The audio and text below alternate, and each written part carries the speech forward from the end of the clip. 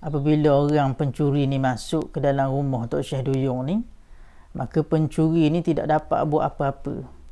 Sehinggalah pada waktu pagi, selepas subuh tu, Tok Syekh Duyung dia masuk ke dalam Assalamualaikum warahmatullahi ta'ala wabarakatuh. Saya Ahmad Kamal Hafizullah bin Siddiq, hos anda bagi channel Jejak Aulia Nusantara. Channel ini akan memperkenalkan kepada sidang penonton sekalian tentang ulama-ulama di tanah Melayu kita, maqam-maqamnya, sumbangan-sumbangannya, kitab-kitabnya dan jasanya kepada umat Melayu Nusantara.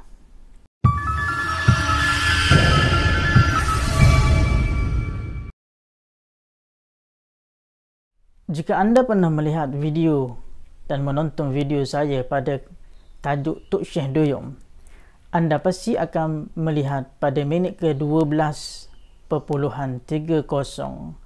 ada sedikit masalah dalam video tersebut. Jadi insya-Allah pada video kali ini saya akan memberitahu kepada sidang penonton sekalian tentang karamah Tok Syekh Duyung. Jadi di antara karamah Tok Syekh Duyung ini ialah yang pertamanya, pernah Tok Syekh Duyung ni ada orang masuk untuk mencuri ke dalam rumah dia. Jadi apabila orang pencuri ni masuk ke dalam rumah Tok Syekh Duyung ni, maka pencuri ni tidak dapat buat apa-apa. Sehinggalah pada waktu pagi, selepas subuh tu, Tok Syekh Duyung dia masuk ke dalam rumah dia. Dia tengok ada orang yang tidak boleh buat apa-apa duduk dalam rumah dia. Pencuri yang tidak boleh buat apa-apa, senyap kerah begitu sahaja.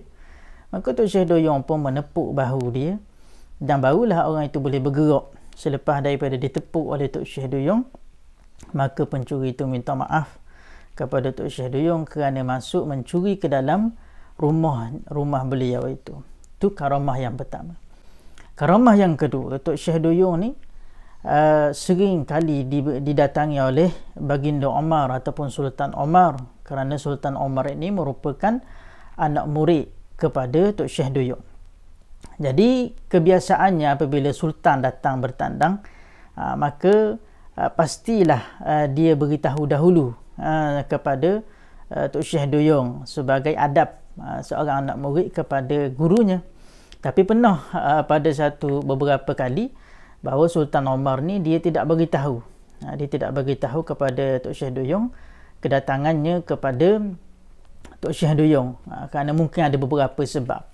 Lalunya walaupun tidak diberitahu, tapi apabila sampai saja Sultan Omar kepada rumah Tok Syekh Duyung di Pulau Duyung kecil itu, Tok Syekh Duyung sudah pun bersiap sedia dengan airnya, dengan macam-macam, dengan macam-macam persiapan menyambut tetamu.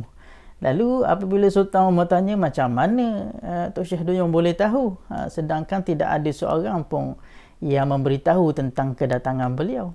Tok Syekh Duyung hanya senyum saja apabila mendengar soalan daripada Sultan Omar ataupun Baginda Omar.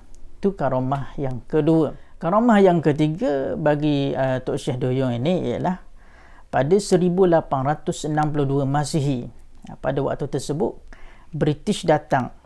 Kerana pada waktu-waktu inilah waktu-waktu kedatangan British ingin menakluk negeri Terengganu, di negara tanah Melayu termasuk negeri Terengganu Darul Imam. Maka kapal British didatang di muka kuala, di sungai Kuala Terengganu itu, di muka kuala dia membedil Kuala Terengganu.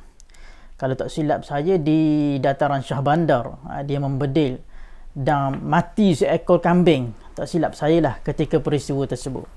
Lalunya apabila Sultan Omar mengetahui tentang peristiwa tersebut, lalu Sultan Omar ni menghantar utusan kepada Pulau Duyung kecil, ke Pulau Duyung kecil itu untuk meminta bantuan daripada Tok Syekh Duyung.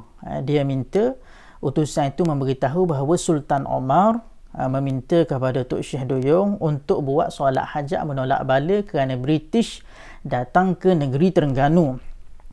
Lalu Tok Syekh Duyung ini sembahyang hajat menolak bala.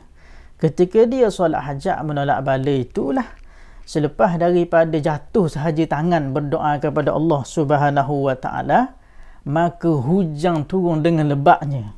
Selepas Tok Syah Doyong angkat tangan berdoa, jatuh saja tangan dia itu, lebat hujan turun ni. Hujan turun dengan lebatnya serta merta.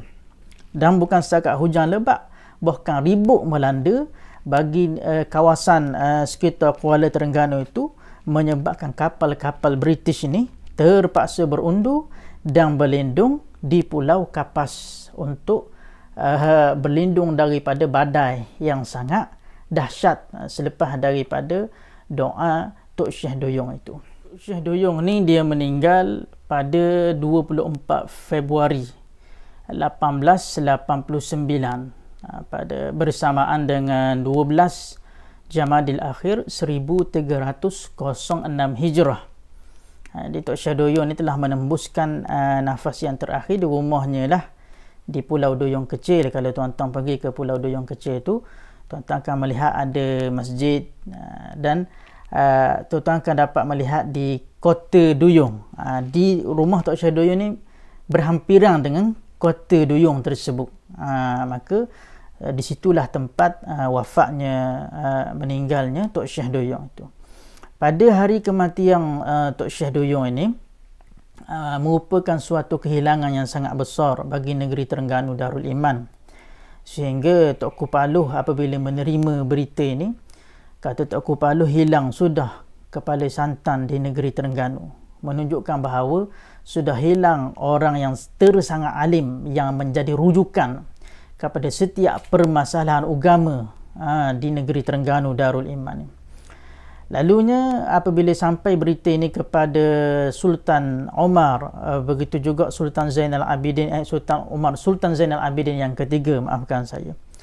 Apabila sampai berita kematian ini kepada Sultan Zainal Abidin yang ketiga, maka Sultan Zainal Abidin yang ketiga juga merasa sangat hiba dengan berita kematian Tok Syah Doyong ni. Lalu dia pun berkayuh naik perahunya daripada istana ke Pulau Doyong Kecil.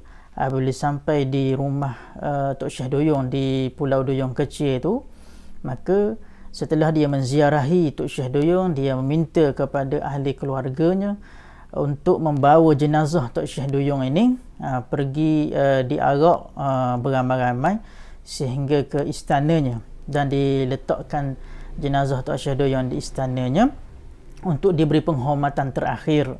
Lalunya segala pembesar-pembesar negeri dapat memberi penghormatan terakhir di istana Tok Syah Doyong itu. Seumpama kita melihat sultan-sultan, kemangkatan sultan kan diletakkan di tempat yang khas di dalam istana, begitulah Tok Syah Doyong diletakkan untuk memberi penghormatan yang sangat tinggi kepada Tok Syah Doyong sebelum dimakamkan di perkuburan Syekh Ibrahim.